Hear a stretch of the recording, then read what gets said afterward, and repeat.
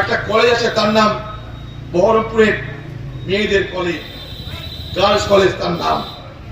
সেই গার্লস কলেজে হিন্দু মেয়েরা শিব পূজায় উপোস করে। শিব পুজোর উপোস ভাঙার সময় দরকার পড়ে সময় শেষ হলে ব্রাহ্মণকে প্রণাম করে জল খাওয়া। সেই গার্লস কলেজের হিন্দু মেয়েরা শিব পুজোর জন্য গোটাদিন উপবাস করে আছে।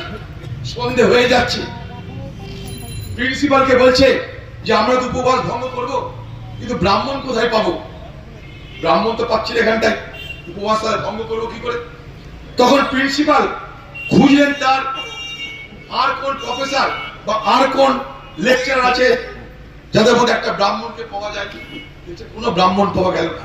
তখন একজন এসে বলল যে এই কলেজে সব থেকে বড় একজন ব্রাহ্মণ আছে, সেই ব্রাহ্মণের উপর আর কোনো ব্রাহ্মণ নেই। সেই ব্রাহ্মণের নাম রেজাউল করিম। তার নটা, একটা ব্রাহ্মণের জন্য যতগুলো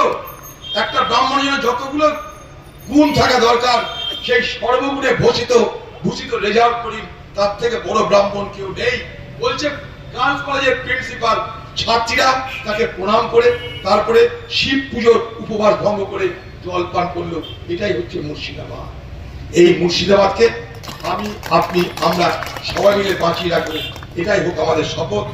এই এলাকার মানুষ আপনাদের সঙ্গে আমরা ভালোতেও আছি, মন্দতেও আছি, আমরা হারলেও আছি, জিতলেও আছি। আমরা সবসময় ছিলাম, আজও আছি, আগামী দিনেও থাকবো। কারণ আমরা ভোটের জন্য শুধুমাত্র রাজনীতি করি না, মুর্শিদাবাদ জেলাকে ভালোবাসি। এই জেলার মানুষের সঙ্গে আমাদের রাজনৈতিক বা নির্বাচনের সম্পর্ক নয়, এই জেলার মানুষের সঙ্গে আমাদের আত্মীয়তা, ভ্রাতৃত্ব, বন্ধুত্বের সম্পর্ক। সেই সম্পর্কে রক্ষা করে, সেই সম্পর্কে বাঁচিয়ে রেখে আগামী দিনে এগিয়ে যাব। আপনাদের দোয়া, আশীর্বাদ সঙ্গে নিয়ে। জয়।